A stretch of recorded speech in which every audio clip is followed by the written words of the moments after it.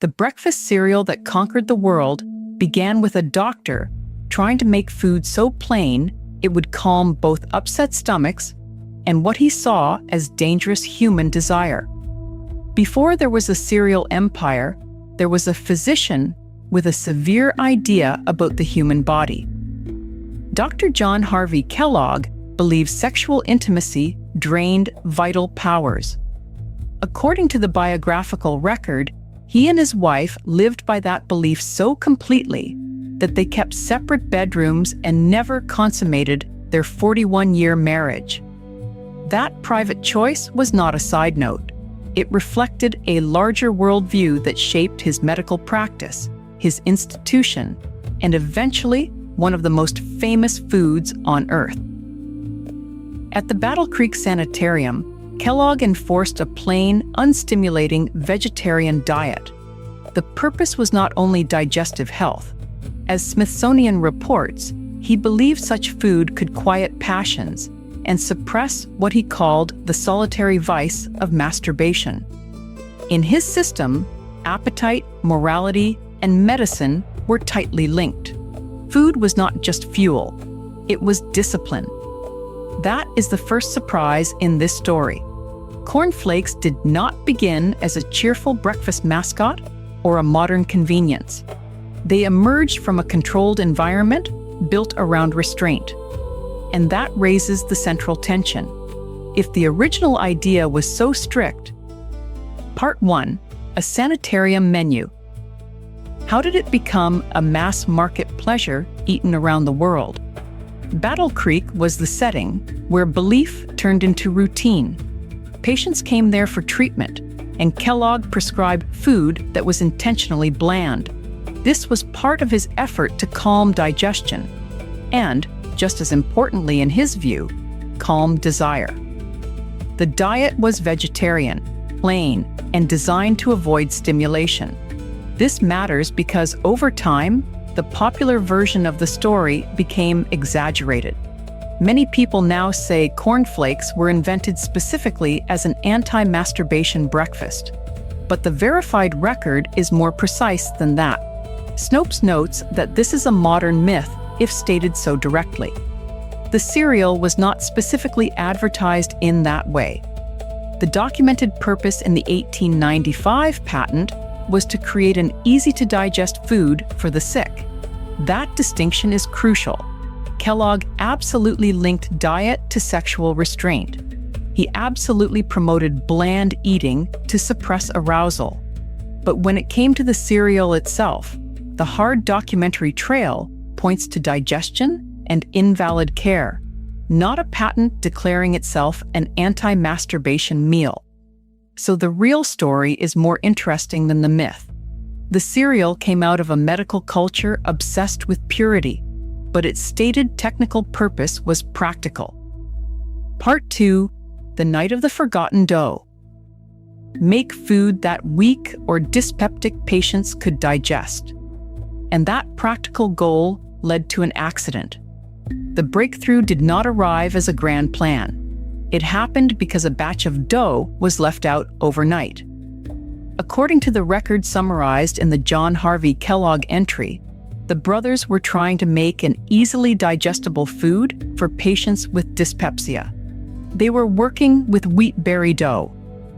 Then something went wrong, or maybe right. The dough was forgotten.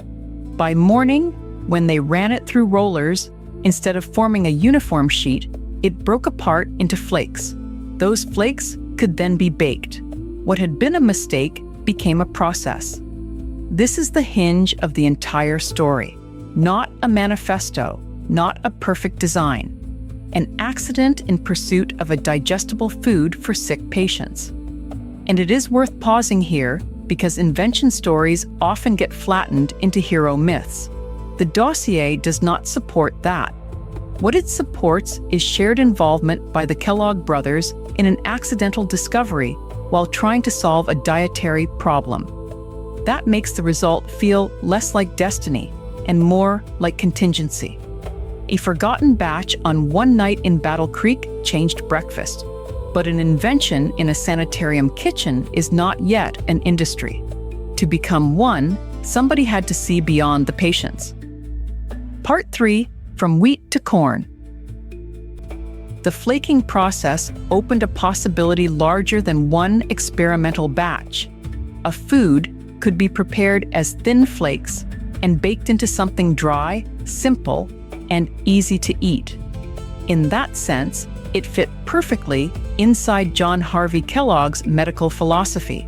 It was plain, it was restrained, it was made for people whose digestion was troubled. The mythology surrounding the cereal can obscure this simpler point. The product's earliest documented rationale was care for the sick.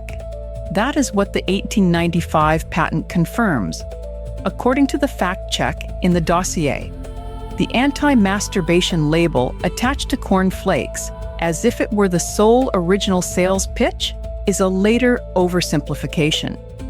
Still, the wider moral atmosphere around the food was real. Kellogg's institution promoted blandness as virtue, and he saw unstimulating vegetarian food as part of suppressing unhealthy passions. So even if the cereal was patented as digestible nourishment, it was born inside a worldview that treated the breakfast table as a place of moral management. That contradiction gives the story its energy. Was this food medicine, doctrine, or the seed of a consumer product? At first, under John Harvey Kellogg, it was firmly in the first two categories. The third would come from someone much more willing to change it. That someone was W.K. Kellogg. Here the story moves from invention to conflict. According to the verified biography, W.K. wanted to mass market the cereal by adding sugar. John refused. The disagreement was not a minor recipe dispute. It was an ideological divide. For John, the cereal belonged to a system of health and moral restraint. Its plainness was part of the point. To sweeten it for broad appeal meant compromising both medical and moral intent. For W.K., the future looked different. If cereal was going to leave the sanitarium and reach ordinary consumers, it had to appeal to them. This is the moment when two versions of breakfast pull apart. One is disciplinary and clinical, tied to a physician's strict beliefs about the body. The other is commercial, modern, and aimed at scale. The same flaked grain now carried two opposing futures. And this may be the deepest irony in the whole dossier. The very quality that made the cereal fit John's philosophy, its blandness, also limited its reach. To build an industry, W.K. believed it had to become something more attractive than a health regimen. John would not accept that change. W.K. would not abandon it. Part 4, A Company and a Feud. The invention had succeeded too well to remain just a treatment for invalids, and too awkwardly to survive without adaptation. The break became permanent in 1906. W.K. Kellogg formed his own company after John refused the addition of sugar for mass marketing. That decision launched what the dossier describes as a bitter, multi-decade sibling feud. This is the comeback section of the story, but it is also the wound at its center. The cereal did not fail. It escaped. It moved out from under the authority of the doctor who had shaped the philosophy around it and into the hands of the brother who saw how to build a business from it. From the narrow goal of feeding patients with dyspepsia, breakfast cereal became enterprise. From a forgotten batch of dough came a branded future. But the success carried a family cost that lasted for years. In invention history, commercial triumph is often told as a neat final act. Here, it was not neat at all. A global cereal line traces back to an argument between brothers over whether the product should remain faithful to austere principle or adapt to popular taste. The dossier does not ask us to choose a hero. It shows a split. One brother defending a strict health ideology, the other recognizing the commercial potential of changing the formula. And once that split happened, the world got the cereal empire, Part 5. The breakfast that outgrew its beliefs. The brothers got the Feud. So what exactly was invented here? On one level, a flaked cereal created by accident while trying to produce digestible food for sick patients. On another, a modern breakfast category transformed by commercialization. And beneath both, a revealing piece of cultural history. John Harvey Kellogg's beliefs about sexuality and restraint were not incidental. They shaped his household, his marriage, and the food culture of the Battle Creek Sanitarium. He believed plain vegetarian meals could quiet passions. That context is essential if we want to understand why such a bland food seemed desirable in the first place. At the same time, the dossier warns against overstating the most sensational version of the tale. It is a myth to say cornflakes were specifically advertised as an anti-masturbation meal. The record instead points to a cereal developed as an easy-to-digest food for the sick, inside a moral system that valued blandness for more than one reason. Then came WK's intervention.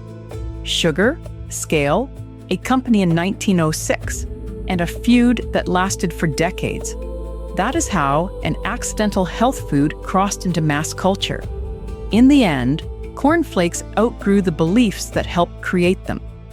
A product designed in an atmosphere of medical discipline and moral control became a global breakfast staple. The low point was a fear of bodily appetite. The outcome was an industry built on feeding it, carefully, commercially, and far beyond Battle Creek. If themes around sexuality, compulsive behavior, eating, or mental health feel difficult or personal, consider reaching out to a licensed clinician or trusted local support service in your area.